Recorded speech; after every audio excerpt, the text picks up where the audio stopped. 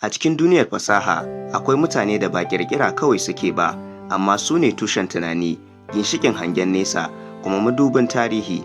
A yau, muna waiwayar rayuwa da gudunmuwar wani gwarzo na musamman, Falalu A. Ɗorayi, furodusa, darakta, kuma jagoran tunani a masana'antar Kannywood.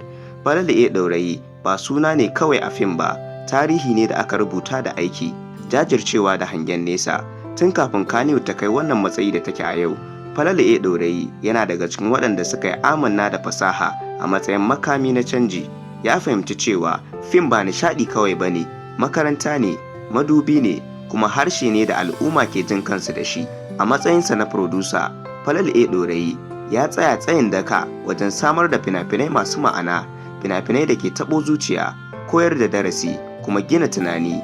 Bai yarda da sauƙi ba, yana bin tsari, yana girmama lokaci, yana kuma ba kowane aiki inganci da mutunci.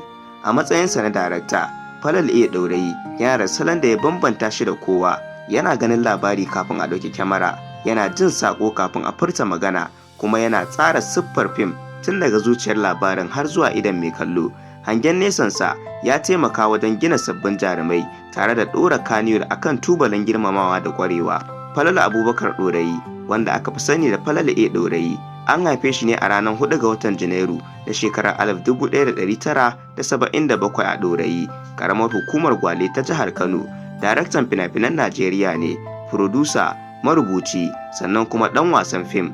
Ya yi karatun firamare da sakandare a Kano, ya samu difloma a fannin sadarwa daga Jami'ar Bayero Kano, kuma ya samu difloma ta ƙwararru a fannin shirya fina-finai da talabijin a Jami'ar Maitama da ke Kano a shekara ta 2017. Falalu A. Ɗorayi ya kuma halarci shirin horar da fina-finai a kwalejin fina-finai da talabijin ta Asiya Noida a India.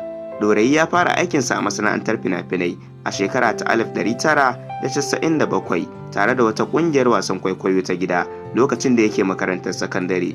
Bayan kammala karatunsa na sakandare, Ɗorayi ya shiga masana'antar fina-finai ta Kannywood. An ɗauki fim biyu na farko da ya bada umarni, kuma furodusan fim ɗin ya yi ikirarin cewa shine darakta. Ya samu wata dama ta darakta a kamfanin Sarauniya Films, inda ya bada umarni a fim mai suna Kwangiri, sannan Uwar Gida da Majalisa suka biyo baya. Ɗorayi ya yi fice bayan ya bada umarni a Basaja ta 2013, inda ya fito a cikin jerin jarumai kamar Ali Nuhu, Adam A. Zango, da Hadiza Aliyu Gabon. Fim ɗin ya yi nasara sosai, kuma an zaɓe shi a bikin bayar da kyaututtuka na City People Entertainment Awards na 2014.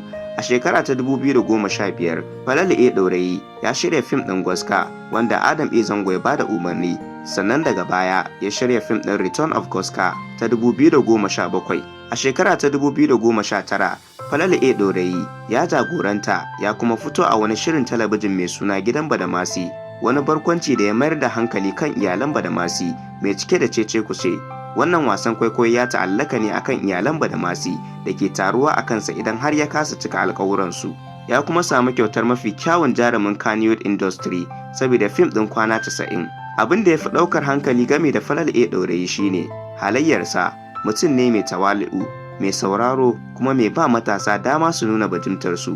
Gare shi nasarar mutum ɗaya nasara ce ga masana'antar baki ɗaya.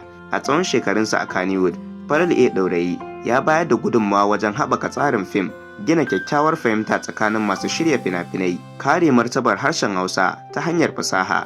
Ya nuna cewa ana iya yin fim cikin mutunci, tsari da daraja. A yau idan ka ambaci Kannywood, ba za a manta da sunan Falalu A. Ɗorayi ba, domin shi ba kawai mai shirya fim ba ne, ginshiƙi ne, jagora ne, kuma abin koyi ne ga ƙarni mai zuwa. Falalu A. Ɗorayi, tarihi mai rai, murya mai tasiri, kuma tauraron da ke haskaka hanyar fasahar Hausa. Wannan shine labarinsa, wannan shine tasirinsa, wannan shine Falalu A. Ɗorayi. Sunana Abba Hassan, aka Talent AB. Ku ci gaba da kasancewa da Nigerian Update da Abba Hassan TV.